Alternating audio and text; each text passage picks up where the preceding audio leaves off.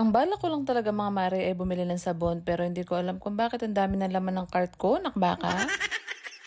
For today's video mga mare, nakita ko na naman nga yung basket namin na marami na naman laman kaya ito na, maglalaban na tayo. Pero bago nga yan mga mare, nagkape nga muna ako dyan at hindi na ako nag-almusal dahil gusto ko na nga matapos agad yung mga labahin ko. Hindi rin ako makapag-umpisa agad mga mare kasi nga ubos na nga yung mga sabon na naka-stock sa amin. Malapit lang din naman yung Robinson Supermarket sa amin mga mare kaya nga pumunta na kami, kasama ko nga yung panganay tsaka yung bunso ko dyan. Diyos ko, ang gugulo nga. Gagamitin na nga natin yung card ni Marino mga mare kaya ito, samahan nyo nga kami mag-grocery for today's video. Hindi ko alam mga mare kung ako lang pero sabi ko sa sarili ko sabon nga lang yung bibilin namin pero hindi ko nga alam kung bakit napuno nga yung cart namin ng ganito, nakbaka.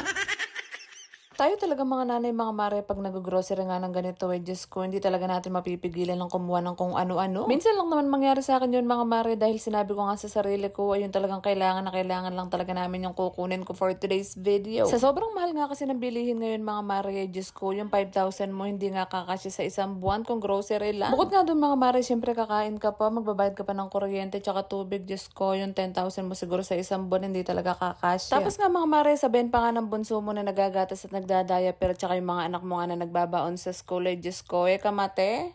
Chares.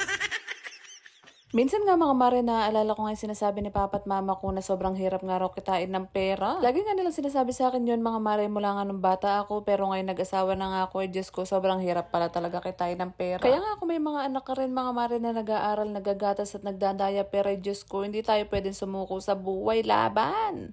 Chares. Mabalik nga tayo dito sa ginagawa ko mga mare. Diyos ko, hindi ko nga alam kung paano lilinisin tong bahay dahil marami nga ang bata. Diyos mio. Yung gusto ko nga maging aesthetic yung bahay mga mare pero yung mga kasama ko, Diyos ko, kalat ng kalat. Paano magiging aesthetic to? Buti na lang talaga mga mare. Nandito nga si mama ko na nakakatulong nga sa akin, pati nga rin yung hipag ko na tumulong nga rin maglaba. Madali rin naman natapos yung labahan namin mga mare at buti na lang talaga at hindi nga umulan dahil sobrang lulam nga dyan. Pagkatapos nga namin maglaba mga mare, dumiretso na nga kami kumain at hindi na nga rin ako nakakapagluto dahil sobrang busy ko. Madalas nga mga mare, bumibili na nga lang kami ng lutong ulam dahil wala na nga akong time magluto. Ganun. Pag kasi naglalaba ako mga mare, hindi ko talaga sinasabay yung pagluluto dahil Diyos ko, ano na lang mangyayari sa akin? Baka mapasma pa ako. Tayo nga mga nanay, wala talagang pahinga mga mare, kaya hanggat maaari, Diyos ko, wag natin pagsabay-sabayin yung mga trabaho, baka mamangkad tayo. Chares.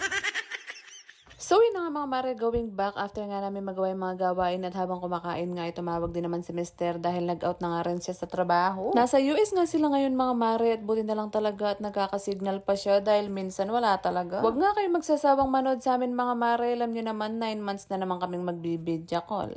Chares. O mga mare, wag nyo na nga antayin yung video call na live mga mare, hanggang dito muna tayo for today's video. Salamat!